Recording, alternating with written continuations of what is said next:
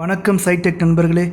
இந்த வீடியோவில் நம்ம பார்க்க இருக்கிறது என்ன அப்படின்னா, நீங்கள் விரும்புகிற நபரோட மனசில் நீங்கள் இல்லை அப்படின்றத உணர்த்துறதுக்கான ஒரு 8 விதமான அறிகுறிகளை பார்க்க போகிறோம். அதுதான் டாபிக். என்ன கொஞ்சம் விளக்கமாக சொல்கிறேன். அதாவது நீங்கள் ஒரு ரிலேஷன்ஷிப்பில் இருக்கீங்க, ஒரு ஃப்ரெண்ட்ஷிப்பில் இருக்கீங்க. ஸோ அப்படி இருக்கும்போது நீங்கள் விரும்புகிறீங்க, ஓகேவா? நீங்கள் விரும்புகிறீங்க, நீங்கள் ரெடியாக இருக்கீங்க. ஆனால் நீங்கள் விரும்புகிற அந்த நபர் இருக்காங்க இல்லையா, அவங்க உங்களோட தான் ஃப்ரெண்ட்ஷிப்பில் இருக்காங்க, உங்களோட தான் ரிலேஷன்ஷிப்பில் இருக்காங்க. ஆனால் கூட நீங்கள் விரும்புகிற அளவுக்கு அவங்க உங்களை விரும்பலை. அவங்களுடைய மனசில், அவரோட மனசில் நீங்கள் இல்லை, நீங்கள் விரும்புகிற அளவுக்கு இல்லை அப்படின்னு உணர்த்துறது இந்த பிஹேவியரில் வெளிப்படும். அப்படி என்ன விதமான பிஹேவியர்ஸ்லாம் அவங்க வெளிப்படுத்துவாங்க அப்படின்றத ஒரு 8 பாயிண்ட்ஸாக நம்ம இந்த வீடியோவில் விளக்கி சொல்ல போகிறோம். நான் ராஜ்குமார், உளவியல் சிகிச்சையாளர், சைக்கலாஜிக்கல் டெக்னிக்ஸ், சைடெக் தமிழ் மூலமாக இந்த வீடியோவை நான் உங்களுக்கு கொடுத்துட்ருக்கேன். இந்த வீடியோவை நீங்கள் முதல் தடவை பார்க்குறீங்க அப்படின்னாக்கா சப்ஸ்கிரைப் பட்டன் அழுத்தி சப்ஸ்கிரைப் பண்ணி வச்சுக்கோங்க. சரி, வாங்க வீடியோக்குள்ளே போகலாம். நீங்கள் விரும்புகிற நபரோட மனசில் நீங்கள் இல்லை அப்படின்றதுக்கான முதல் அறிகுறி என்ன அப்படின்னாக்கா, அவர் உங்களோட ஃப்ரெண்ட்ஷிப்பில் இருந்தால் கூட அவர் மனசில் இருக்கக்கூடிய நிறைய விஷயங்களை அவர் உங்களோட ஷேர் பண்ண மாட்டாங்க. அவங்க உங்களோட ஷேர் பண்ண மாட்டாங்க, மனசில் இருக்கிறத உங்களோட பகிர்ந்துக்க மாட்டாங்க. நீங்கள் உங்கள் மனசில் இருக்க உங்கள் லைஃப்பில் நடக்கிற எல்லா விதமான ஈவெண்ட்ஸையும் அவங்ககிட்ட போய் பேசுவீங்க. உங்கள் மனசில் இருக்க எல்லா விஷயத்தையும் நீங்கள் பகிர்ந்துக்கணும்னு நினைப்பீங்க, நீங்கள் பகிர்ந்துக்கவும் செய்வீங்க, ஷேர் பண்ணுவீங்க. ஆனால் அவங்க லைஃப்பில் நடக்கிற ரொம்ப முக்கியமான விஷயத்த கூட, ஒரு சக்ஸஸ், எல்லாத்தையும் சில பேர் பகிர்ந்துக்க மாட்டாங்க இல்லையா. சில தனிமை விரும்பிகள் சில சமயத்தில் பகிர்ந்துக்க மாட்டாங்க தான். ஆனால் கூட அந்த நபர் லைஃப்பில் நடக்கிற ரொம்ப முக்கியமான ஈவெண்ட்ஸு, முக்கியமான சக்ஸஸ்ஸு, நல்ல விஷயங்களை கூட உங்கள்கிட்ட அவங்க சொல்லணும்னு நினைக்க மாட்டாங்க, சொல்லவும் மாட்டாங்க.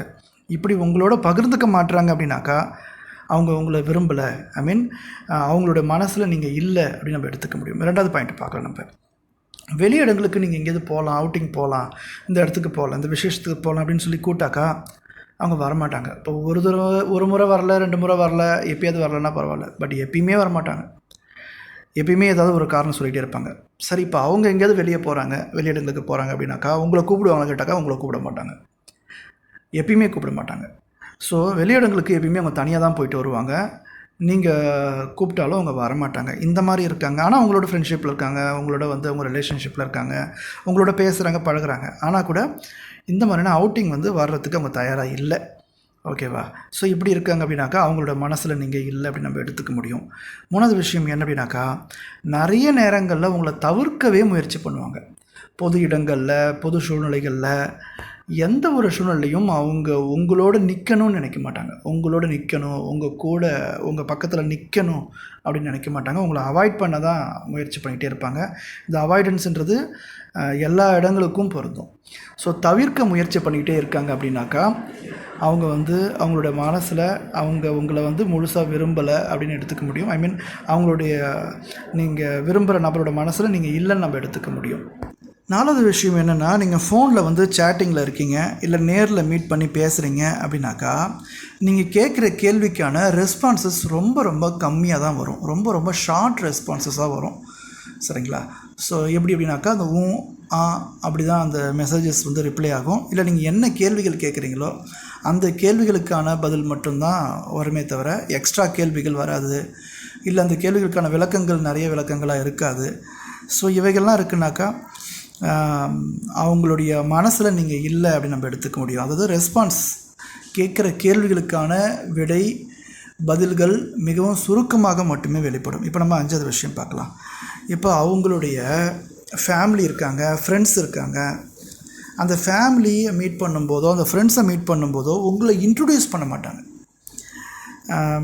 இப்போது அவங்களுக்குன்னு ஒரு ஃபங்க்ஷன்ஸ் இருக்குது, ஏதோ ஃபேமிலியில் ஒரு ஃபங்க்ஷன் இருக்குது. அந்த ஃபங்க்ஷனுக்கு நீங்கள் போகிறீங்க அப்படின்னாக்கா உங்களை ஒரு முன்னிறுத்தவோ, உங்களை ஒரு முதன்மைப்படுத்தவோ, ஸோ அது கூட 2வது இன்ட்ரடியூஸே பண்ண மாட்டாங்க. இவங்க என்னோடய ஃப்ரெண்டு அப்படின்னு இன்ட்ரடியூஸ் பண்ண மாட்டாங்க. அதை அவங்க சொல்ல தயக்கப்படுவாங்க, கூச்சப்படுவாங்க, சில சமயம் அவமானப்படுவாங்க. உங்களை ஃப்ரெண்டுன்னு சொல்கிறதுக்கோ, உங்களோட ரிலேஷன்ஷிப்பில் இருக்குன்னு சொல்கிறதுக்கோ, உங்களை விரும்புகிறேன்னு சொல்கிறதுக்கோ அவங்களுக்கு ரொம்ப தயக்கம் இருக்கும், கூச்சம் இருக்கும், அவமானங்கள் இருக்கும். ஸோ இவையெல்லாம் இருக்கும், இன்ட்ரடியூஸ் பண்ண மாட்டாங்க, ஓகேங்களா? இது வரைக்கும் நம்ம 5 விஷயங்கள் பார்த்துருக்கோம். 6வது விஷயம் பார்க்கலாம். 6வது விஷயம் என்னென்னா, அவங்க உங்களோட ஃப்ரெண்ட்ஷிப்பில், ரிலேஷன்ஷிப்பில் இருந்தால் கூட, அவங்களோட பழகினா கூட அடிக்கடி என்ன பண்ணுவாங்க, அவங்க எக்ஸ் இருக்காங்க இல்லையா, அந்த எக்ஸோட அடிக்கடி மீட் பண்ணுறது, இல்லைனா அடிக்கடி அவங்கள பற்றி பேசுகிறது, அவங்களோட பேசுகிறது, இந்த மாதிரி விஷயங்களையும் பண்ணிகிட்டு இருப்பாங்க. அது உங்களுக்கு தெரியும்படியாகவும் இருக்கும். ஸோ அந்த ரிலேஷன்ஷிப் போயிடுச்சு இல்லையா? ஆனால் கூட இப்போ அவங்க உங்களோட தான் ரிலேஷன்ஷிப்பில் இருக்காங்க, ஃப்ரெண்ட்ஷிப்பில் இருக்காங்க.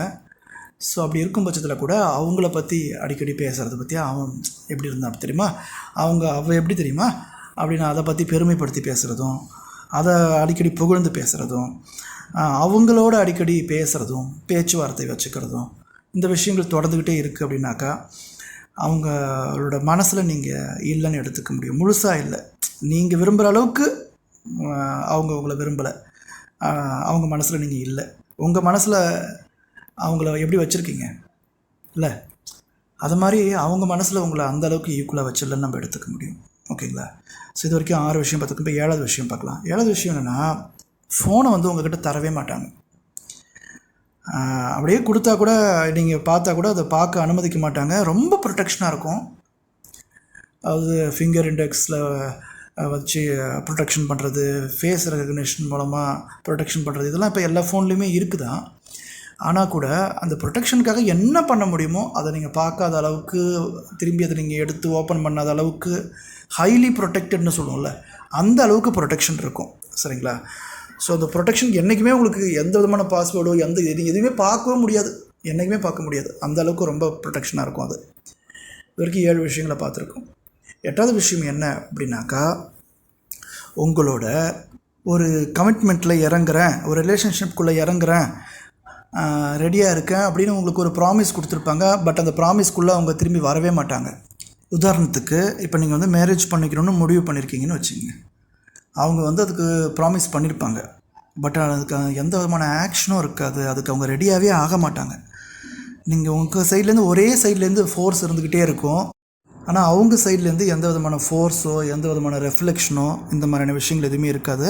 ஸோ கமிட்மெண்ட்குள்ளே ஆகிறதுக்கான எல்லா விதமான முயற்சிகளும் உங்கள் சைடு மட்டும்தான் நடக்குமே தவிர அடுத்த சைட்லேருந்து அது வந்து நடக்காது. ஸோ இந்த மாதிரியான விஷயங்கள்லாம் இருக்குது அப்படின்னாக்கா, நீங்கள் வந்து அவங்கள வந்து விரும்புகிறீங்க, அவங்களும் உங்களை விரும்புகிறாங்க.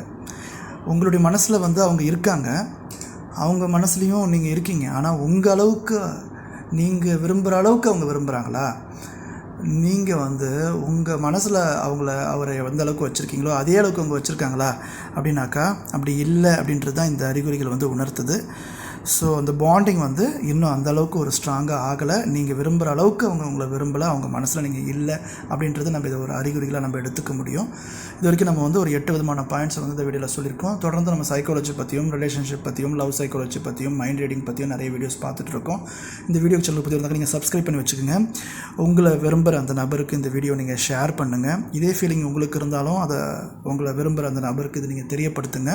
அதன் மூலமாக அவங்களுக்குள்ள ஒரு மாற்றம் ஏற்பட்டு அந்த பாண்டிங் இன்னும் பெருசாகிறதுக்கு, பெஸ்ட்டாக மாறுறதுக்கு இது ஒரு வாய்ப்பாகவும் இருக்கும் அப்படின்னு நம்புகிறேன். இந்த வீடியோ சேனல் பற்றி இருந்தால் சப்ஸ்கிரைப் பண்ணிங்க, லைக் பண்ணுங்கள், ஷேர் பண்ணுங்கள். தேங்க்யூ ஃபார் வாட்சிங்.